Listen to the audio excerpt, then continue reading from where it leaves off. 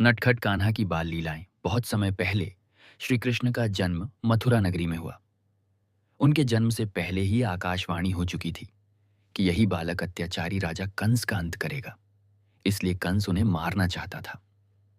जन्म के बाद उनके पिता वासुदेव और माता देवकी ने भगवान की कृपा से नन्हे कृष्ण को रातों रात गोकुल पहुंचा दिया। वहां उनका पालन पोषण यशोदा और नंद बाबा ने किया। गोकुल में नन्हे कृष्ण बहुत शरारती थे। उन्हें माखन खाना बहुत पसंद था। वे अपने दोस्तों के साथ मिलकर घर घर जाते और मटकी से माखन चुरा लेते। गोपियां रोज यशोदा मैया से शिकायत करती, तुम्हारा कान्हा बहुत नटखट है, हमारे घर का सारा माखन खा जाता है। लेकिन जब यशोदा मैया कृष्ण को डांटती तो वे अपनी भोली मुस्कान से सबका दिल जीत लेते। एक दिन यशोदा मैया ने कृष्ण को माखन चुराते पकड़ लिया। उन्होंने कान्हा को रस्सी से बांधने की कोशिश की, पर रस्सी हर बार छोटी पड़ जाती। आखिरकार मां के प्रेम के आगे भगवान भी हार गए और बंध गए।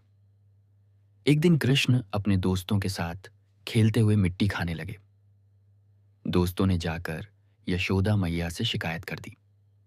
यशोदा मैया ने पूछा, कान्हा, क्या तुमने मिट्टी खाई है? कृष्ण बोले, नहीं मैया। जब यशोदा मैया ने उनका मुंह खोलने को कहा तो उन्होंने जैसे ही कृष्ण का मुंह देखा, वे आश्चर्यचकित रह गईं। उन्हें उस छोटे से मुख में पूरा ब्रह्मांड दिखाई दिया। सूरज, चांद, तारे, नदियां, पर्वत और पूरा संसार। तब यशोदा समझ गईं कि उनका कान्हा कोई साधारण बालक नहीं है। गोकुल के पास यमुना नदी में कालिया नाम का एक विषैला नाग रहता था। उसके जहर से नदी का पानी दूषित हो गया था। सभी लोग बहुत डरते थे। एक दिन नन्हे कृष्ण गेंद खेलते खेलते यमुना में कूद गए। वहां उन्होंने कालिया नाग को ललकारा और उसके फनों पर चढ़कर नृत्य करने लगे। यह देखकर पूरा गोकुल डर गया। लेकिन कृष्ण ने कालिया नाग का घमंड तोड़ दिया।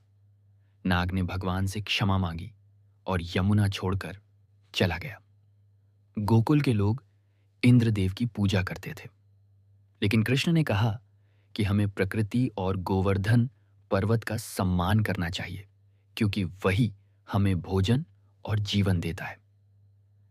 यह सुनकर इंद्रदेव क्रोधित हो गए और उन्होंने तेज वर्षा शुरू कर दी। चारों ओर बाढ़ आ गई। तब नन्हे कृष्ण ने अपनी छोटी उंगली पर गोवर्धन पर्वत उठा लिया और सभी लोगों को उसके नीचे सुरक्षित स्थान दिया। 7 दिनों तक लगातार वर्षा होती रही, लेकिन गोकुल वासियों को कुछ नहीं हुआ। तब इंद्रदेव को अपनी गलती का एहसास हुआ और उन्होंने कृष्ण से क्षमा मांगी। श्री कृष्ण की बाल लीलाएं हमें सिखाती हैं कि प्रेम, दया, साहस और सच्चाई हमेशा सबसे बड़ी ताकत होती है। उनके नटखट रूप में भी गहरा ज्ञान और भक्ति छिपी हुई थी। इसीलिए आज भी लोग प्रेम से कहते हैं, जय श्री कृष्ण।